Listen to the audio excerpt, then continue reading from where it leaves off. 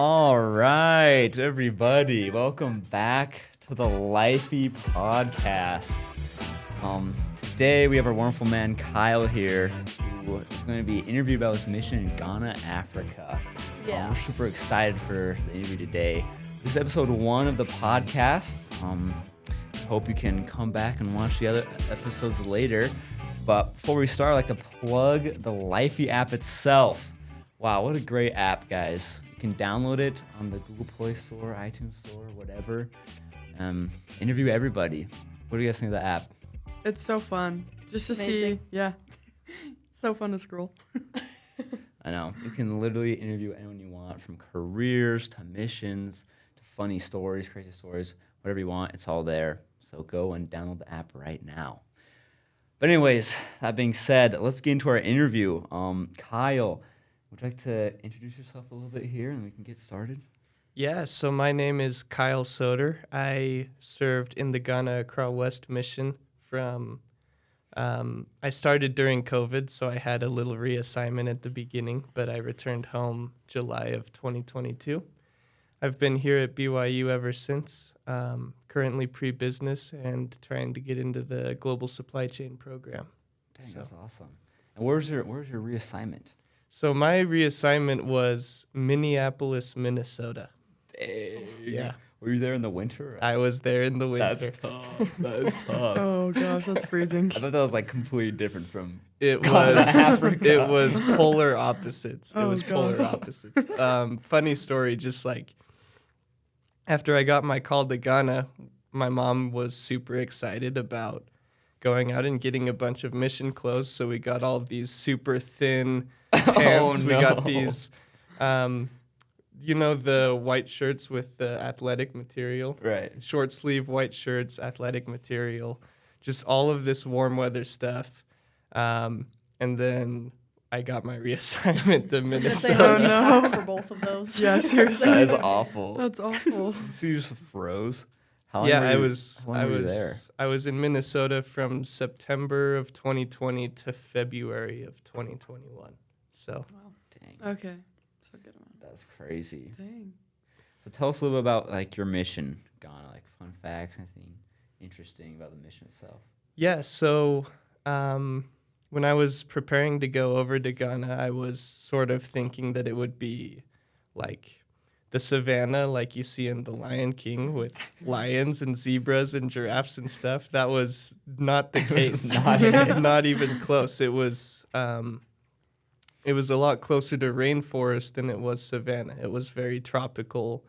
The most common animals I saw were pigs and chickens and goats. So That's pretty cool. I did see a couple of monkeys, and there are a lot of venomous snakes around. So Gosh. not a lot, but just enough were there. where if the locals saw a snake, they would freak out and kill it instantly. So Wow. yeah, it was kind of funny because I'm used to garter snakes and stuff like that. So you just go and pick them up. So, so I didn't Oh, think it was a goodness. big deal, but everyone would freak out when they saw a snake, and I figured out later. That's why. Like, oh, they're venomous. Were there any, no. like, did you ever hear of anyone getting like destroyed by a snake? I didn't ever hear of it, but one time in my third area, there was a green mamba in our compound. So Oh my gosh. Just there was a sounds bunch scary. of Yeah. they were doing, so ours was the bottom floor and they were working on the top floor, and there was a green mamba in all the construction stuff. So That's Oh my terrifying. gosh. That is absolutely bonkers. Oh goodness. That was wild. it was crazy. But that's how it is in terms of animals. But the people there were definitely my favorite part. Just how humble everyone was, and I still love the people to this day. I was heartbroken to leave, and it was the greatest 2 years for my life for sure. Oh yeah, that's awesome to hear. No, I think a lot of people would like to know, like, how to kind of prepare for a mission like that, kind of like out of the country, don't know anything. What was like your experience preparing for like, Ghana? Yeah, Or, like so even like in the MTC, like knowing you're gonna be going to freaking Africa. so it's kind of funny. It was during COVID, so I had to do the at-home MTC instead of going in person. Um, but I actually had a really special experience with my mission call. If you think back to April of 2020, in that general conference that was going on, they had this global choir at the very end, and one of the countries that was featured was Ghana. They were taking a video of people from the capital. It's called Accra. And I just had this very special spiritual experience with that. And I was excited to go ever since. So when I found out that I wouldn't be able to go to the MTC and when I was getting reassigned, it was really hard for me to accept that at the time.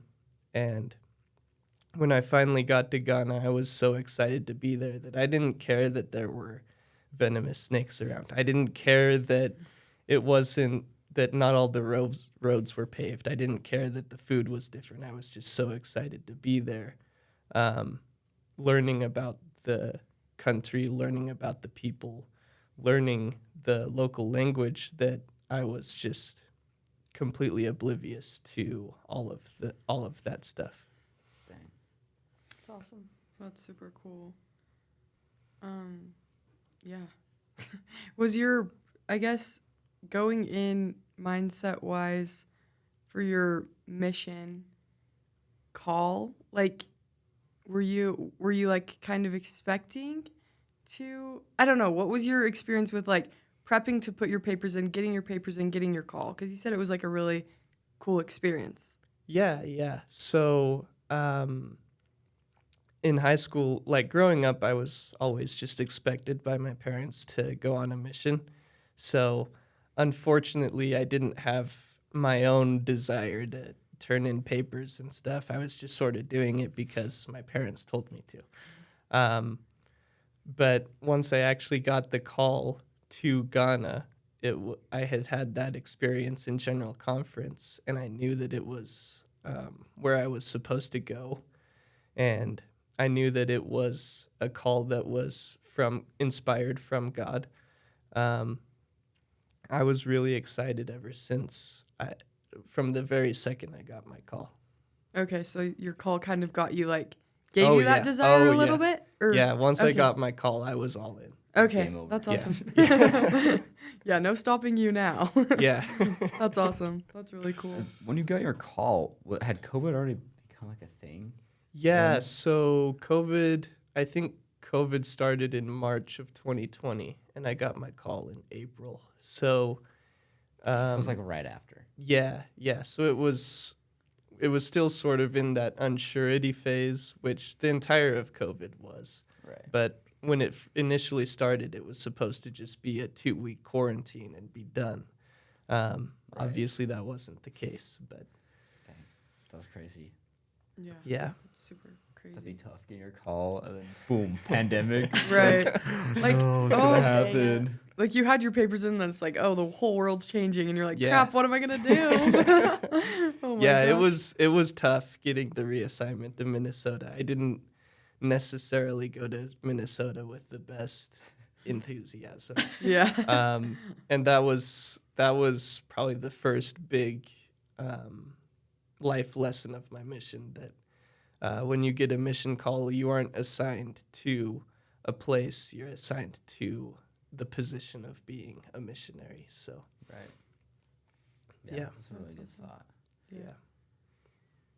And when you got to Minnesota, like what were you guys doing? Since it was like the very Not start of COVID, like what was there to do? It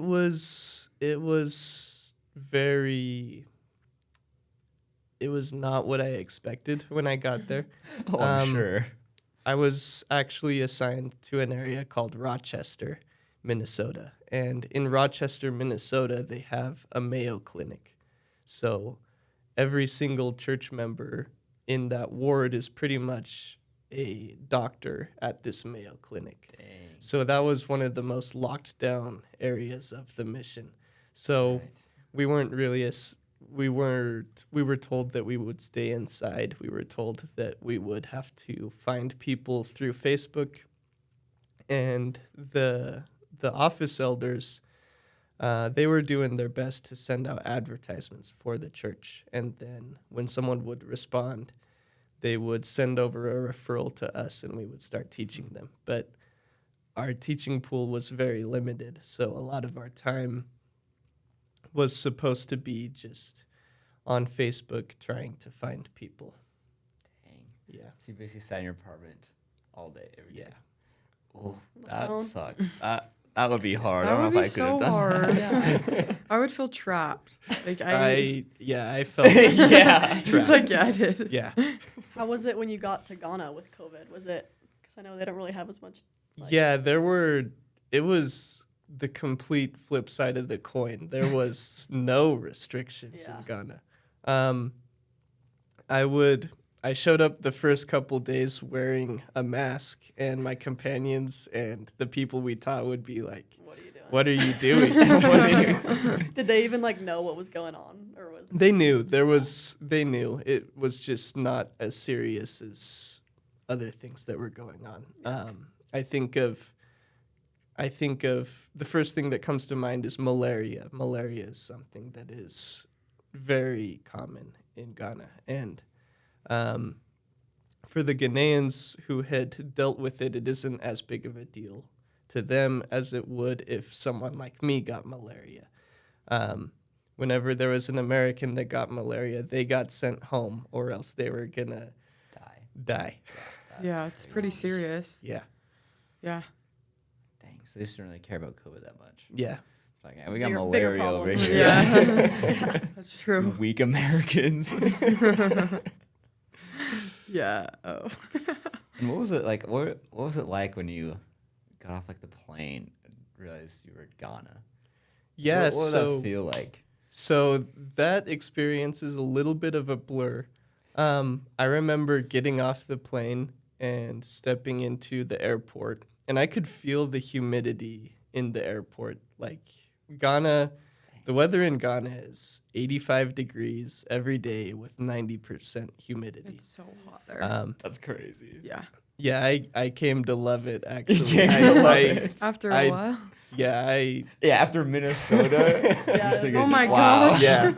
Yeah, but they were doing all the COVID testing in the airport, and that was the first time I got the thing all the way back. That was My I nose. hate those. that was the worst experience of my life. The first time I got So that, I was bad. like, never again. Never again. Don't Yeah. do that to me. I stepped out of the airport, and a senior missionary came and picked us all up. I think there were 4 of us that flew over that day. And I remember a little bit of the drive from the airport to the mission home, and just taking in like what the very first time I got to take in what Ghanaian life was like. I noticed a lot of very small metal shops that were selling like crackers and drinks and stuff. I noticed some people with physical limitations going and begging for money on the streets. Like, I remember I saw this guy who didn't have any legs that would push himself around on a skateboard from car to car. But once I got to the mission home, I was able to call my parents, let them know that I got there. I met my mission president, and we had some interviews, and he told us that one of us was going to go out into the bush, the rural areas. And the 4 of us were talking about how scary that was, because the city had like pizza and hamburgers and Yeah. stuff like that, and the bush didn't have any of that. Yeah. So I ended up being the one that got to go out to the bush, and I loved First it. area in I the loved bush. it. That's awesome though. That's so What funny. did like your day to day look like when you were out there? Yeah, so we had the normal missionary schedule, so we would wake up at 6:30, and then the mission president was pretty loose with how we sequenced it with daily planning, personal study, companionship study. So we would do that in whatever order our companionship came up with. And then at 10, it was 10, right, that we left the apartment? Yeah, I think it was 10. I could be wrong on that, but but 10 we would leave, and we would pretty much proselyte just the entire day, teaching lessons, a lot of the time back to back to back. If we didn't have a lesson, we would be able to street contact pretty easily. You can find new people pretty much whenever you want in Ghana to teach. So we would pretty much just be teaching lessons the whole day. And I remember most of the time I didn't eat lunch. I would just teach the whole day and then come back and have a little bit of a bigger dinner. So Oh, yeah, the grind. yeah.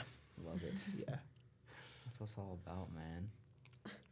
And what are some like your craziest stories or experience you've had like in Ghana? Yeah, so I remember my first area. I had been there for a couple of weeks, and we had some issues in the apartment we were supposed to stay in, where someone broke in and attacked a couple of ladies.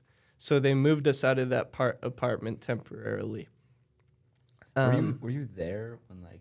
they got No, attacked? that happened right before I got there. Your So companion was there. yeah. So my first day, he actually asked me if I wanted to see the apartment. I said, sure. I didn't even know we had an apartment in our area. I was wondering what we were doing taxiing from another area. But I stepped inside. I saw the door was broken. There was like bloody handprints on the wall from the ladies that had gotten attacked. There was a bunch of paper scattered on the floor, and there was a chicken inside. Of course. Yeah. So we actually moved in there a few weeks later. That's terrifying. But yeah, that was day one. That was day But- one. But there was one day a couple weeks later where we were taking a taxi back to the apartment we were sleeping at. And the taxi driver was driving on this road, and there was a herd of sheep that went out right in front of the taxi. And if he stomped on the brake, he probably would have hit one, but would have been fine.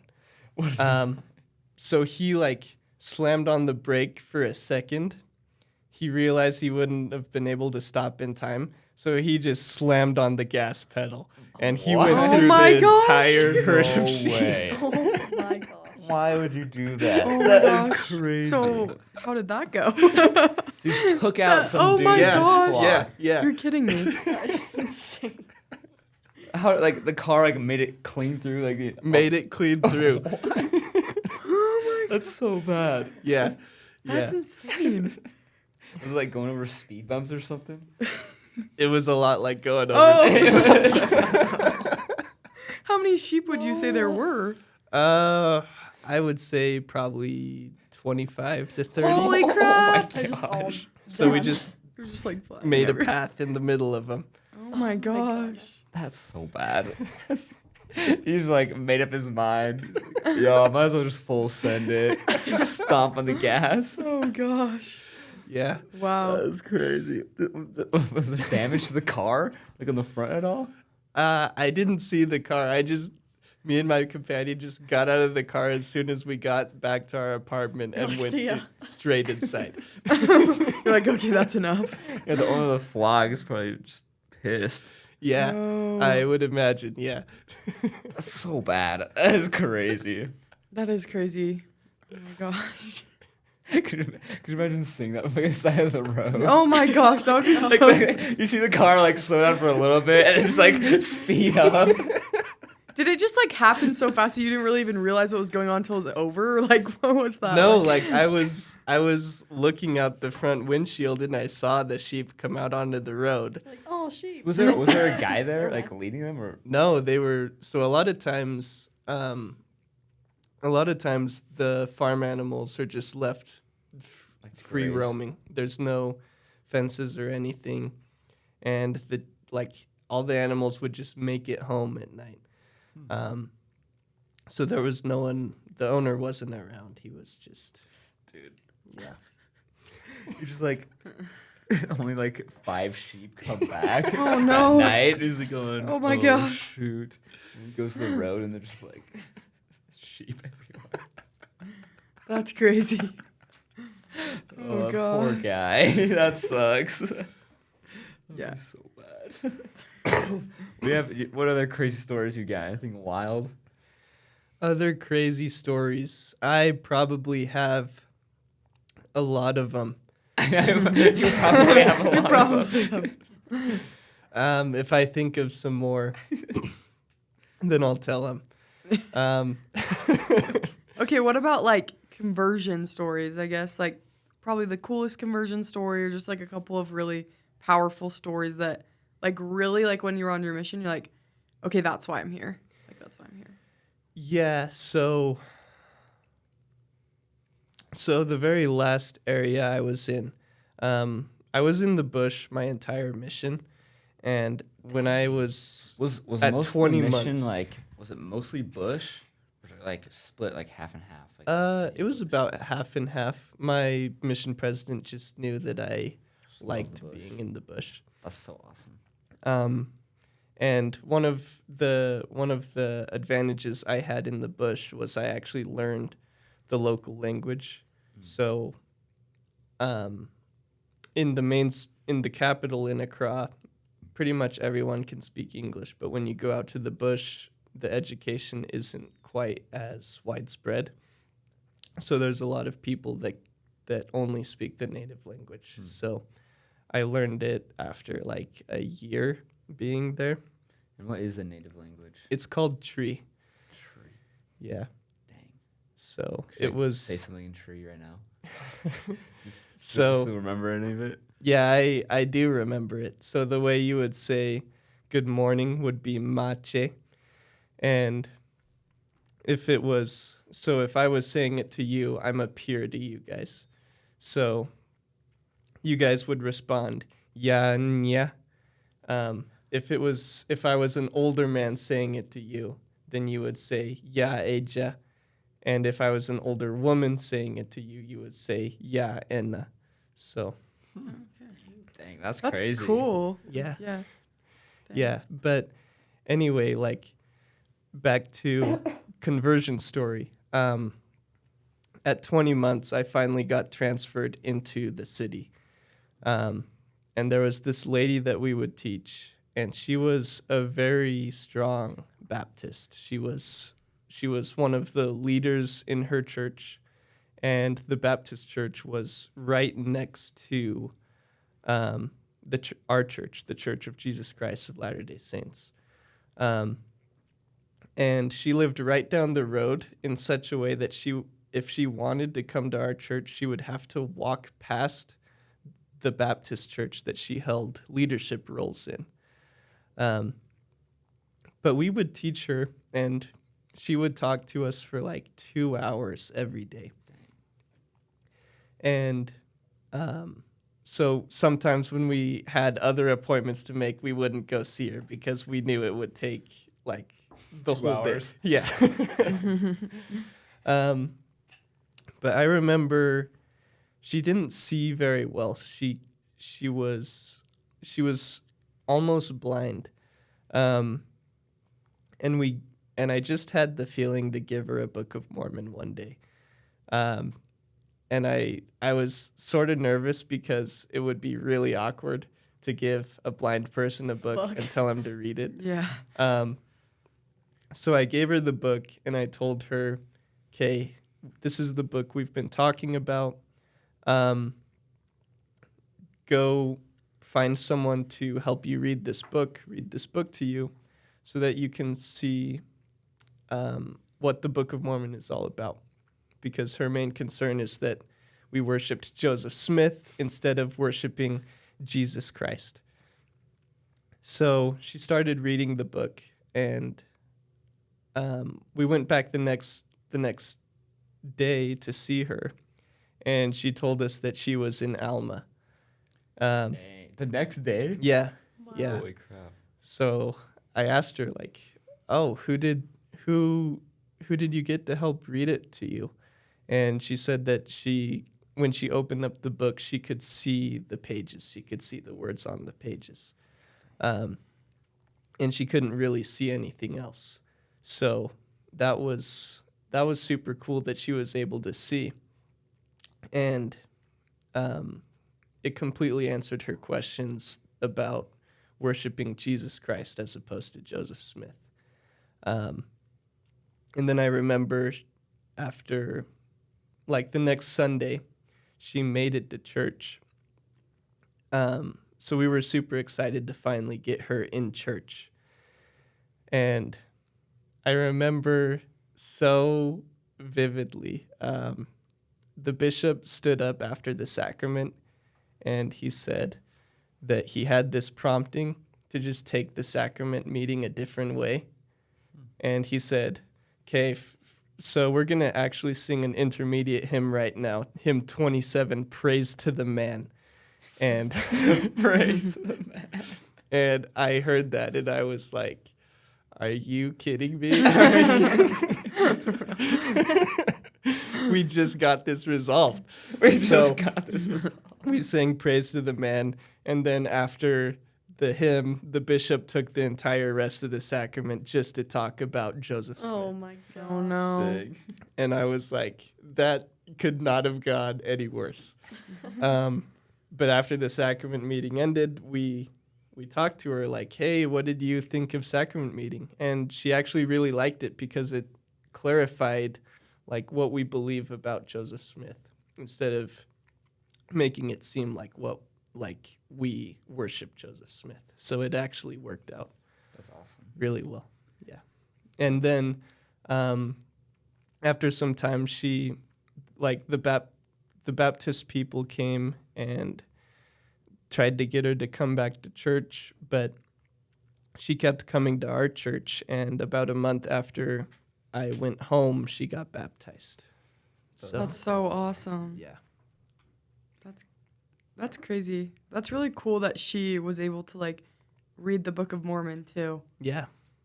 With That's crazy. Yeah, God works mysterious ways. Yeah. Like the bishop just calling an audible. Yeah, what the heck? What, like, was Oh it gosh. was it fast Sunday or just a normal Sunday? I think it was just a normal Sunday. The So speakers- there might have been like some people that had talks prepared that just didn't show up. yeah. Oh no. It's so funny. They're just like, I need to give this message. This is important. Yeah. Yeah. Dang, that was so sick. I love experiences like that. Yeah. Just like totally see just God's hand in it all. Yeah. So awesome, man. What other? You have any other stories? Yeah. There was another one. This is like there was this lady who owned an alcohol shop. And it was kind of weird going to teach her because she was always working, so she would always have us just come to her alcohol shop and sit down and then teach her in the shop.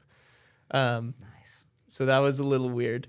And sometimes we'd show up and she was drunk.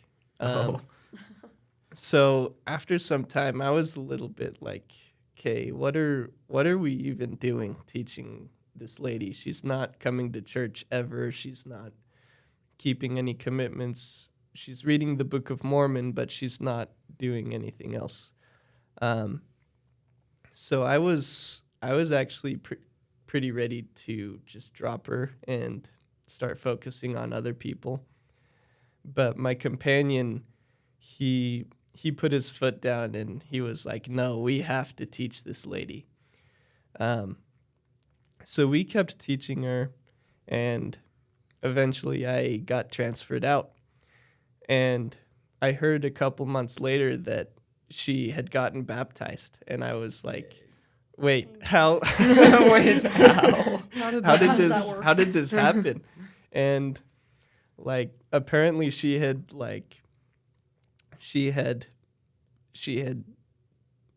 completely left the alcohol shop. She had taken this awesome leap of faith and just stopped selling alcohol, and she started doing some other business, and it had worked out better than the alcohol shop was. And she was able to come to church, and she got baptized. So That's so Dang. awesome. that was super cool too. That's really cool. Dang, dude.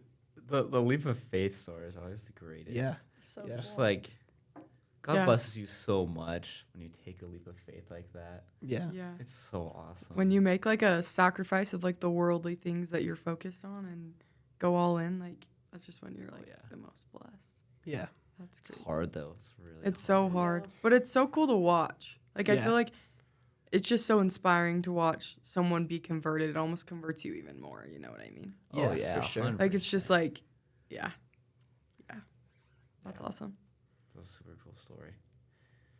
Well, have any like funny stories, other conversion stories you want to share? Yeah, I did think of a funny story He's actually. got more. There you go. So I mentioned that my very last area was back in the city. It was a very strong ward. But you have to remember that the church in Africa is really new. Like the priesthood was opened up in the 1970s. So almost everyone is a convert. So it's sort of comparable to the church here in the 1800s. Dang. So there was we would have some issues every once in a while with some local leadership. And I remember the bishop in my last area didn't like my companion, so he wouldn't let us baptize anyone. Oh no. What? Really? So we had people that were progressing and ready to be baptized, and he just wouldn't let us baptize people.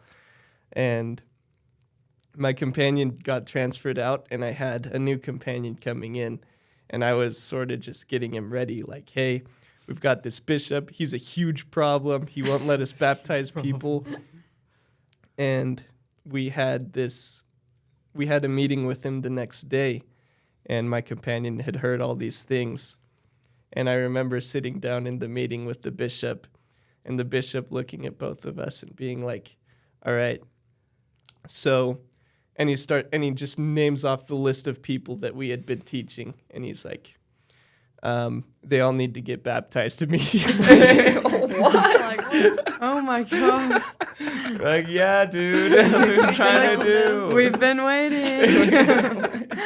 Wow. Oh That's my god. wild. So apparently he just didn't like my companion. Oh wow. I wonder what the beef was. Yeah, yeah. What did he do? Yeah, so he just thought that my companion was trying to baptize people to have better numbers. at the Numbers, end yeah. of this mission. but then, So- the bishop was like, they all need to get baptized immediately. Yeah. Oh my gosh. That's interesting. That's actually kind of hilarious. He's like, So we had like 12 baptisms in 6 weeks. Oh, it was wow. insane. That's crazy. your old companion is probably just going. Oh, I was calling him on P days and clothes. You're like, We yeah. baptized another one. Remember him? Yeah, we baptized Yeah. him. Oh my gosh. Dang, That's that's crazy. so funny. That's awesome though. I don't know. What was, I guess, your experience kind of wrapping up your mission? Like when you were getting closer, you knew that you were going home soon. Were you like, oh no, I don't want to leave? Or like, what was your thought process there, like prepping to know that you're going to be leaving? Yeah, I did not want to leave. I remember a tradition in my mission was that we would give farewell testimonies at the last zone conference. So the mission president called me up to give my testimony, and I was just crying through the whole thing. I remember like my last baptisms, like I baptized 4 people like 3 days before I left. And after those baptisms, I just like found a place to sit down and just think about the last 2 years and how special it was. I remember crying myself to sleep the night before I went home. And then I remember getting home and my parents were super excited to see me, and I was just like, I was trying to be happy for them, but like they could tell that I didn't want to be there, which, made my mom sad, which made me more sad. Yeah, that's hard. But it took me, it, trying to settle back in was really hard. Getting back to BYU, I wasn't really seeing the point in what I was doing. And I actually, as soon as I got home, I started going to work and saving up as much money as I could, and I went back to Ghana 5 months later. And once I got to go back and visit everyone again, I came home and I was a little more at peace. But those 5 months, I was really messed up. Like I didn't really get the point of what I was doing, and I wanted to go back. So I still miss the people. I still love them. But ever since that trip back to Ghana, I've just been more at peace with being back. Like, is it almost like you felt like you weren't really able to prepare to leave? Like, it kind of just happened, and then you, like, got, like, when you came back, you're like, okay, I can, like, let go of this a little bit more. Yeah, I was sort of blindsided by the release date.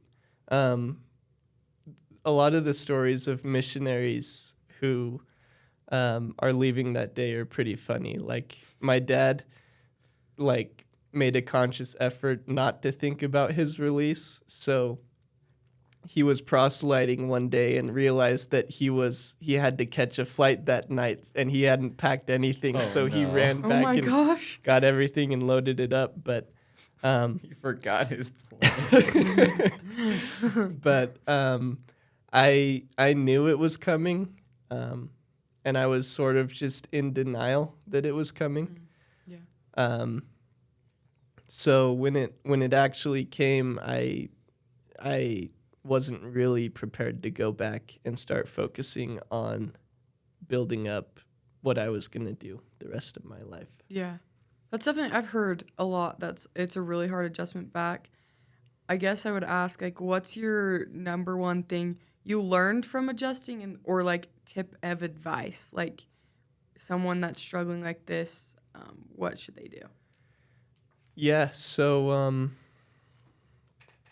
the way I sort of coped with it is I just got as busy as I could. And that's actually one of the main takeaways from my mission as a whole was I learned how to work hard.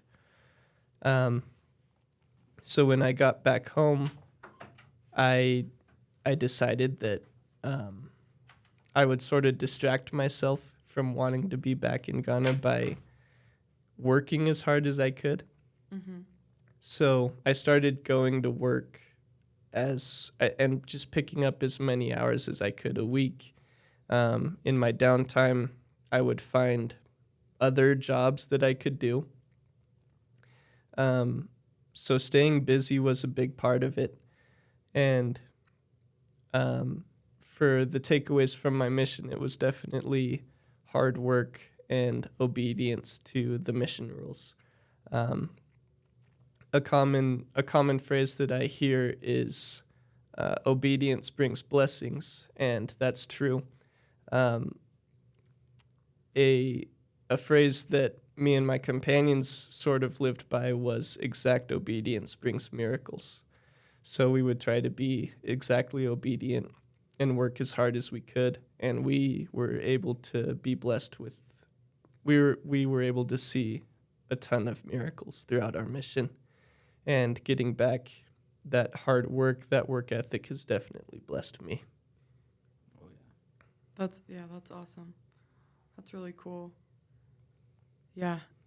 That would be hard to adjust. I know I have like some friends who have recently gotten back and they're like, I just feel like I'm back in my life and everything I was doing out in the field was so meaningful. And now it's like, here I'm like, just like, what am I doing? Like, Yeah, that's it's like exactly hard what to it like, is. yeah. Like you're just like, oh my gosh, like for 2 years, I was just helping people and bringing people to Christ and doing super meaningful work. And then you come back and it's like, okay, what are you going to do with your life now? And you're like, oh, oh yeah. Never thought of that before. Yeah, what? Yeah, But- there's nothing as important as gathering Israel, and it was hard to just go to school. Yeah. Yeah. Just go, yeah. Yeah, but I think it's good to kind of realize that, like, there's a time for everything, you know, and like when you come back from your mission, you just gotta like realize that you did your best, you worked hard, and now it's God's gonna bless you. And it's time for you to work on your life, you know, like Yeah. there's still lots of stuff that you gotta do, and God's Yeah. gonna guide you, and that mission experience just sets you up for the rest of your life. Yeah. Like it's such a great foundation to build off of. Which is why missions. That's one of the reasons why missions are the greatest thing ever. Such a solid foundation to build the rest of your life upon. Yeah, it's so awesome. Well, is there anything else you want to add? No, not that I can think of. Just to any missionaries listening, study your scriptures, work hard, and get lost in the work when you get out there, and you're going to have a great time.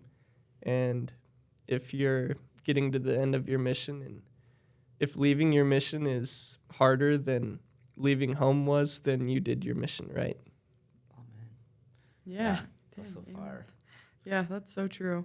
Put all of it in. All in. Oh yeah, 100%. That's Okay. awesome. Well, I think that just about wraps up The the first. episode for today. Yes. So, Kyle, thank you for coming here to be interviewed. I think it was super great. Yeah, thanks for having me on. People learned something, got some good experiences from it.